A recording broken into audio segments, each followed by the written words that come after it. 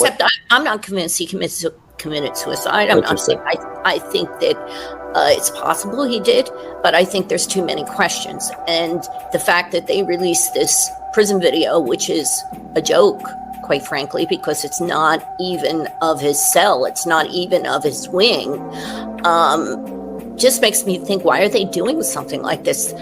Either they think the public is really stupid, or they honestly think that this shows anything. That the video was ridiculous. I met with him 9 days before he died. He had been calling since his arrest to have me come and meet with him. But, he had a whole battery of top-notch lawyers, so I figured he was set. But his in-house counsel then called me, and I was very flattered. Quite frankly, he said that he has to see you, that you're the only person in the world he trusts with his life. So I went up there to see him 9 days before he died, and we came to an agreement that I would take over the case. I did it subject to meeting with his current lawyers, or I would put my own team in, and I had already lined up a team to bring in. His lawyers were hesitant about meeting with me, but I wanted them to hear from him that he wanted me to take over the case and all that. Anyway, but so anecdotally, 9 days before he died, we planned a whole strategy to fight the case. He was in good spirits, and I was in touch with some of the local lawyers who had been visiting him in between. They had asked me to take over a bail hearing that he had coming up. And I was hesitant to do that because I didn't like the record they had made earlier. But that Friday, he died on a Saturday. The Friday before, the lawyers tell me he was giving out instructions based on the strategy we had worked out. And he'd also asked me to do another task for him that was only forward-looking. So the idea that a couple of days later he would have killed himself doesn't make sense. Look at it, because they don't want to show that it was actually a homicide. Because then you have to look at all the other questions, the who and who's involved and why is the Justice Department covering this up? I mean, the fact that the two extremely qualified forensic pathologists that did the autopsy came out and said, this doesn't look like a suicide, it looks more like a homicide. That's not mentioned in any report. They're ignoring that fact. They're just brushing it under the carpet. That's not transparency. They're hiding something. And then when Barbara Sampson, who was the chief pathologist, she called it a homicide a few days later with no explanation to anybody.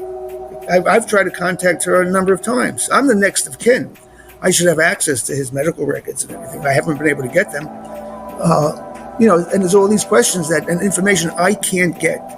I can't get the PCR report, which is the pre-hospital care report that the EMTs fill out on every call they make. That's just standard procedure as a record-keeping system. I tried to ask for it on the FOIA, the Freedom of Information Act. I was getting stonewalled. So I went to the fire department headquarters in downtown Brooklyn. I went to the desk, to the clerk who handles this stuff, and I was told that it doesn't appear in the computer record.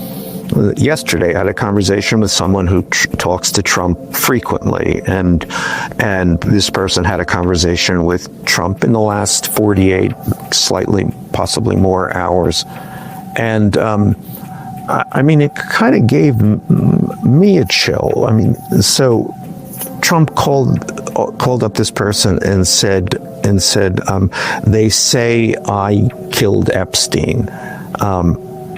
I didn't have Epstein killed.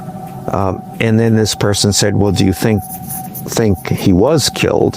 And then Trump said, a lot of people wanted him dead. That other people wanted him dead certainly suggests that that Trump understands and seems to agree that Epstein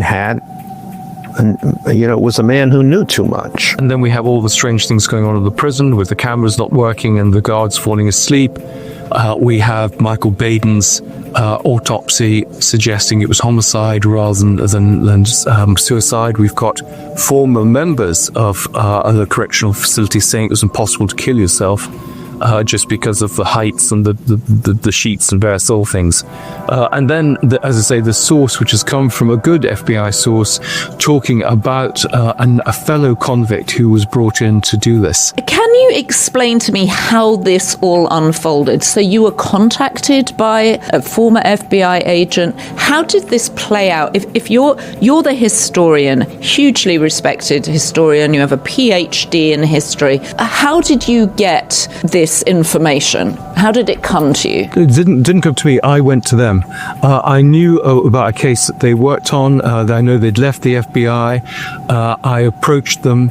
And they kindly, in confidence, shared some correspondence with me that revealed this. And the correspondence was between whom?